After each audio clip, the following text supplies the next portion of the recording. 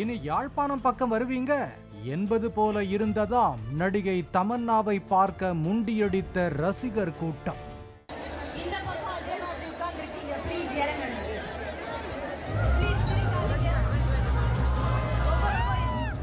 இலங்கையின் யாழ்ப்பாணம் நகரில் பாடகர் ஹரிஹரனின் இசை நிகழ்ச்சியுடன் நட்சத்திர கலை நிகழ்ச்சிக்கு தனியார் நிறுவனம் ஒன்று ஏற்பாடு செய்திருந்தது. தமன்னா, யோகி பாபு, மிர்ச்சி சிவா, பாலா, புகழ் உட்பட பலர் பங்கேற்றனர். இதனால் திறந்த வெளியில் நடத்தப்பட்ட இந்த நிகழ்ச்சியை காண யாழ்ப்பாணம் மட்டுமல்லாமல் தமிழ் மக்கள் வசிக்கின்ற பல மாவட்டங்களில் இருந்து பேருந்துகளில் ஆயிரக்கணக்கான ரசிகர்கள் குவிந்தனர்.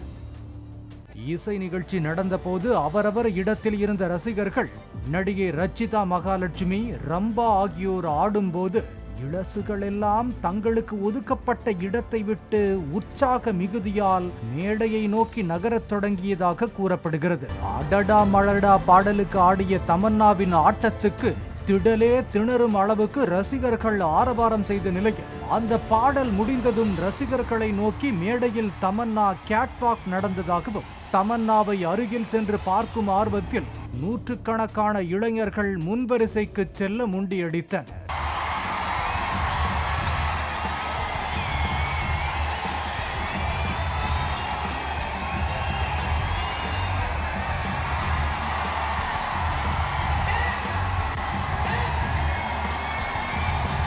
ஜெயிலர் படத்தின் பாடலுக்கு தமன்னா ஆடும்போது ஆர்ப்பரித்தனர். இடையில் ஹரிஹரன் இசை நிகழ்ச்சியின் போது முண்டியடித்த கூட்டத்தால் தள்ளுமுள்ளு ஏற்பட்டது. உடனடியாக நிகழ்ச்சி ஏற்பாட்டாளர்கள் பார்வையாளர்களை கட்டுப்படுத்த முயன்றும் பயன் இல்லை. இதையடுத்து பேசிய ரம்பா, உங்களைத்தான் நம்பி வந்திருக்கோம் என்று பார்வையாளர்களிடம் கெஞ்சத் தொடங்கினார்.